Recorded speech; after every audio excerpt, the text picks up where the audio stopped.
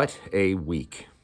That's something that every family can say after Halloween, but for the greater Santa Cruz community, and certainly for Santa Cruz High especially, boy, can you ever say, what a week. In the lead up to Halloween and Dia de los Muertos, we've had Sugar Skull workshops, parades, community festivals, ofrendas, carnivals, and just a wonderfully full fall of community connection. But that is, of course, not all that we had. As part of the fun, I woke up Thursday morning quite sick with, turns out, COVID finally. And I was resigned to staying in bed when at 9:50 a.m.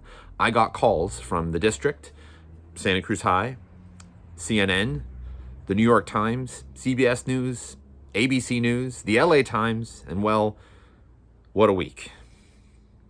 What happened was a faked 911 call insisting that there was a scene of violence at Santa Cruz High. None of it was real. But police and local hospitals and the school district quickly mobilized and put tested protocols into practice. For the next 20 minutes, we worked to verify that there was no violence and no evidence of a threat so we could send an update to families. 20 minutes in fear and worry is a very long time. And while I had no control over anything that morning, I still feel like apologizing for each of those 20 minutes, starting at 9:50 a.m. I'm proud of every part of the professional response from all parties after the call was made, but I'm so sorry that everyone in town went through it.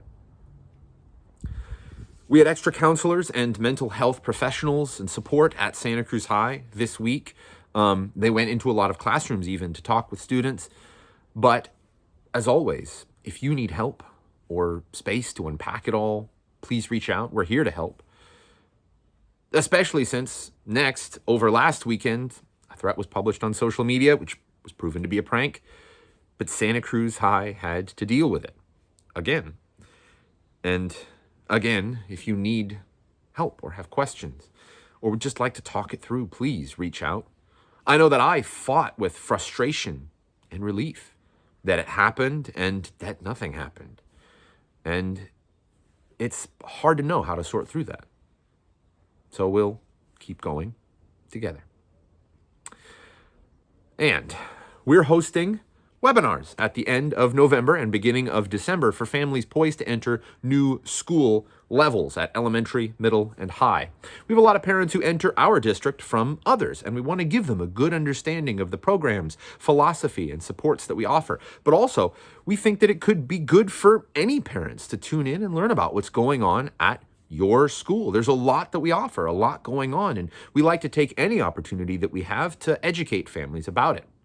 For elementary, that webinar will be December 5th at 5:30, middle, December 5th at 7, and for high schools, November 28th at 6:30. We'll send out more info on all of these as we get closer to them, and all meetings will be on Zoom. We also really want to reiterate how important it is to fill out our annual family survey. This is how we get a read on what our parents think and how we're doing and what you need and what you'd like to see us do, change, or improve over the coming year. It took me less than 5 minutes to fill it out, and the input is so valuable to us. It really guides how we approach the coming year. So that's up at link number 1, and thank you for doing that, since I can tell that you're about to today, because it takes 5 minutes. It's so easy. It's hugely helpful. Thank you for doing it. And I'd also like to remind everyone, please vote.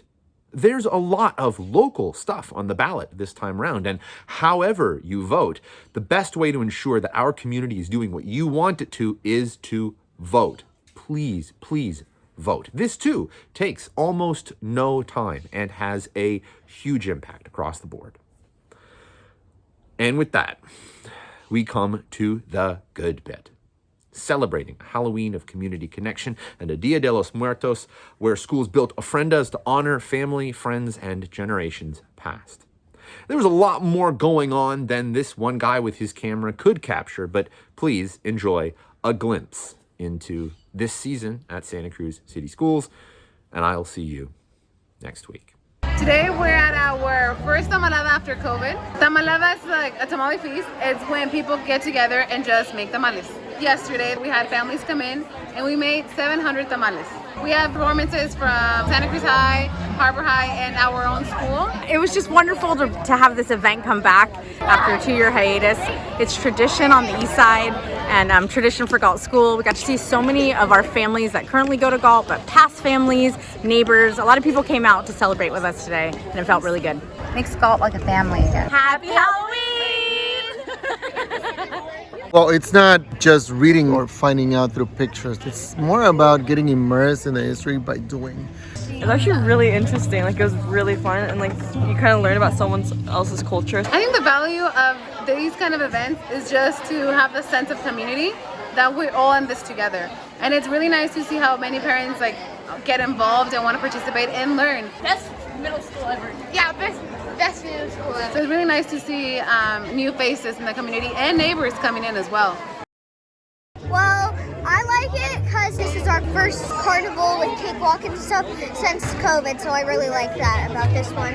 Yes, so much fun. At the end of it all, I think that students will find, as with any cultural event, that there are more similarities than differences among us as human beings.